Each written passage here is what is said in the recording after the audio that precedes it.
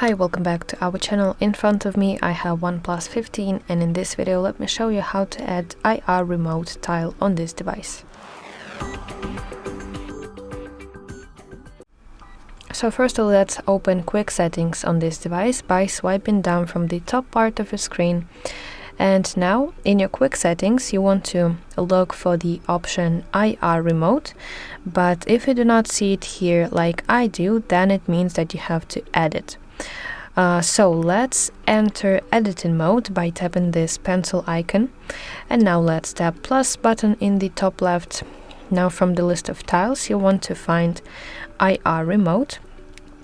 Usually it is located under the app controls section, so here it is, and let's simply tap on it to add this tile to your quick settings. Let's tap done, and additionally you can change the position of the tile by tapping and holding it, and finally you can set it to a new place as you wish.